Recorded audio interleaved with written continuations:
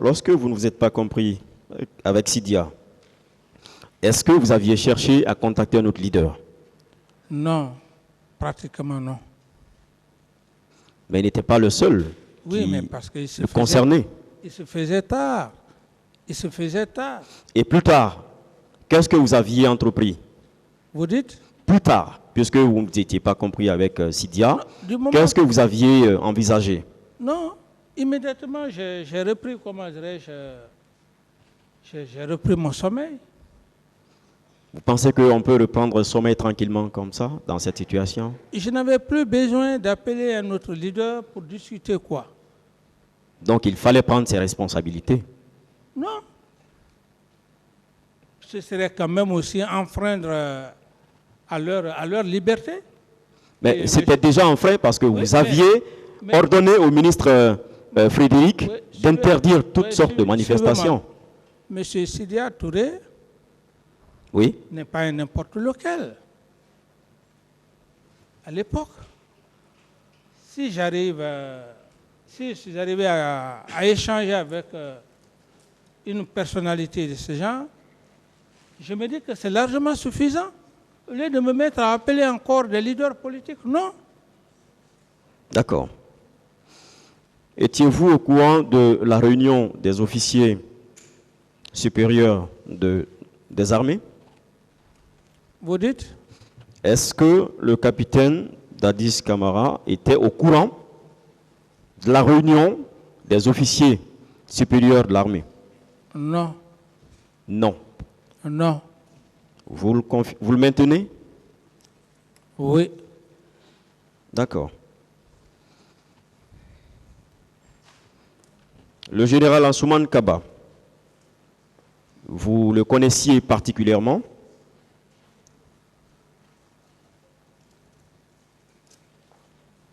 Oui, je connais le général Kaba. Sa moralité, vous pouvez nous en dire un peu plus? C'est un ancien. Moi, je ne dis même pas un ancien, je peux dire même un aïeux. C'est un aïeux. Donc, vous aviez confiance ou vous avez confiance en lui, n'est-ce pas? Oui, mais, maître, je dis c'est un ancien aïeux. Dans notre jargon militaire.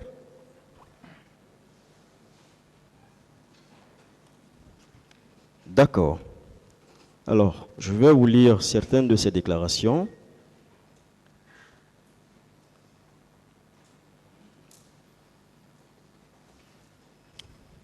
Il a déposé devant le pool des juges d'instruction.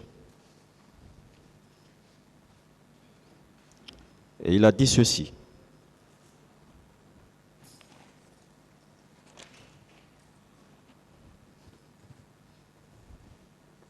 À la veille du 28 septembre 2009, une réunion a été tenue. À l'occasion, il a été donné l'ordre de consigner tous les militaires dans les camps. Aucun d'eux ne devait sortir de là, dans la journée du 28 septembre 2009. La dite réunion a été présidée par le chef d'état-major général des armées. À ma souvenance, nous n'avons parlé que du comportement des militaires ce jour. Il n'y a pas eu d'autres consignes.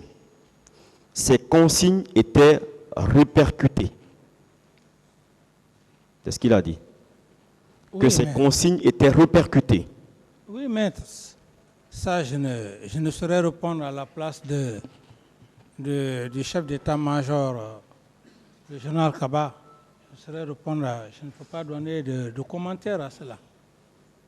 Je n'ai pas de commentaires à faire par rapport à sa déclaration. Vous étiez le commandant en chef des forces armées. Ça veut dire quoi?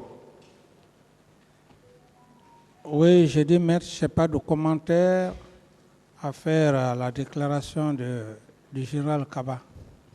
est-ce qu'on peut consigner dans un pays, dans un État, tous les militaires dans des casernes sans que le commandant en chef des forces armées guinéennes ne soit préalablement informé? Je ne saurais répondre à cette question, maître. D'accord.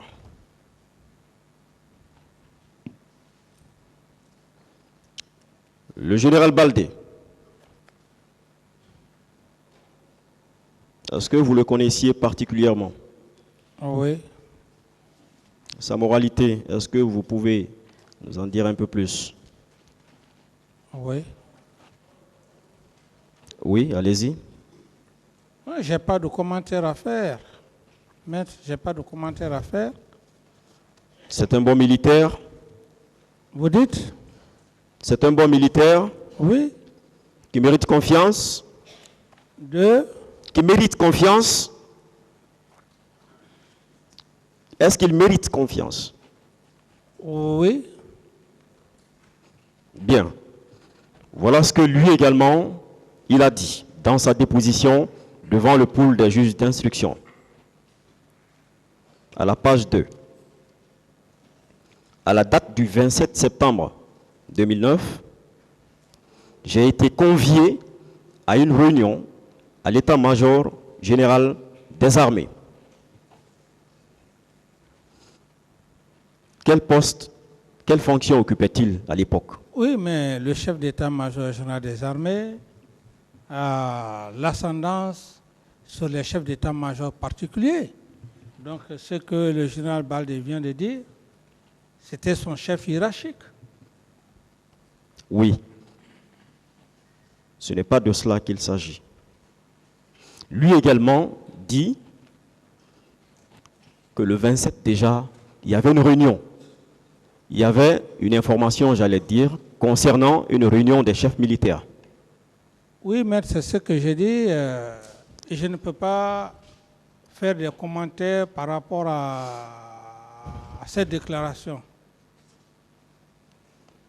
Vous aviez dit, vous aviez dit tout à l'heure que le général Baldé relevait du chef d'état-major général. C'est bien cela? Vous dites? Que le général Baldé relevait du chef d'état-major général des armées. Oui, à l'époque, oui. Et le chef d'état-major général des armées, lui, il relevait de qui? Il recevait les ordres de qui? Du ministre de la Défense. Et le ministre de la Défense, c'était qui? Son patron? C'était le chef de l'État. Chef de l'État, commandant en chef des forces armées, n'est-ce pas? Tout à fait. Est-ce que tout ceci peuvent appeler à une réunion d'une si haute importance sans que le commandant en chef des forces armées guinéennes ne soit informé? Mais le chef d'état-major général des armées a toute la latitude de convoquer les chefs d'état-major particuliers quand il veut, à l'heure qu'il veut. Il n'a pas besoin de demander l'avis du président de la République. Je vais m'entretenir ou bien je vais faire une réunion avec le chef d'état-major, les chefs d'état-major particuliers à telle heure, à tel moment. Non. Le chef d'état-major général des armées n'a pas besoin de ça, maître. Je parle d'information. Même information, il peut informer le président, tout comme il peut ne pas l'informer. L'essentiel, s'il a tenu sa réunion avec les chefs d'état-major particuliers, je crois que c'est de cela qu'il s'agit, maître.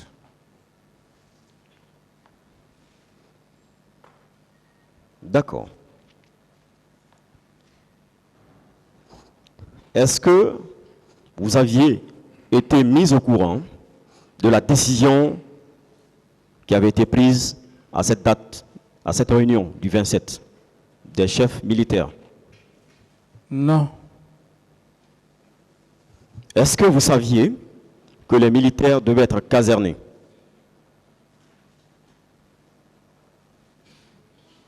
Mais maître, référez-vous à la chose, à la décision du chef d'état-major général des armées, Non, à savoir maintenant si j'étais informé l'heure à laquelle ces chefs d'état-major particuliers, leurs chefs, ont tenu la réunion. J'ai dit non. Oui, j'ai quitté cette question. Je l'ai abandonnée. Je voudrais savoir, après leur réunion, est-ce que vous aviez été informé que les militaires devraient être casernés? Est-ce que le capitaine Moussa Dadis Camara, commandant en chef des forces armées, gardé par des militaires, avait été informé que des militaires devaient être casernés ce jour? Mais la décision du chef d'état-major général des armées est sacrée. Oui, mais pour l'exécuter, cette décision, il faut avoir été préalablement informé, c'est ça, n'est-ce pas? Maître, je n'ai pas de réponse à cette question. D'accord.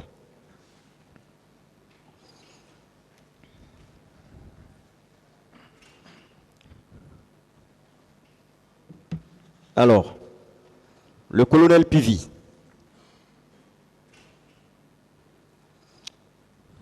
il a affirmé ici et réitéré que vous l'aviez commis à une tâche, à une mission. Oui. C'était quelle mission? Je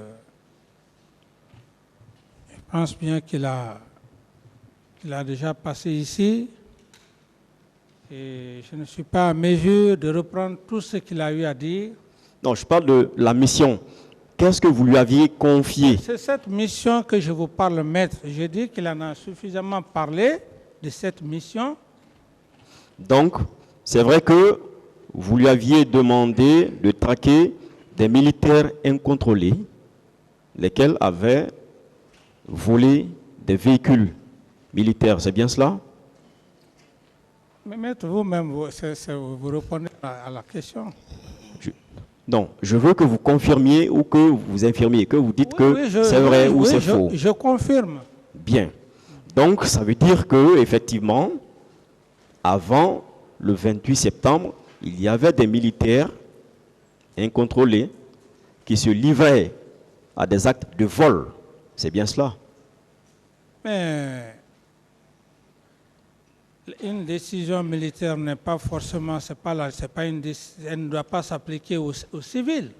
D'accord. Est-ce que c'était en réalité au colonel Pivi d'aller les traquer, d'aller les arrêter? Est-ce que c'était sa mission en réalité? Vous savez, généralement, bon, les hommes, je peux dire les bandits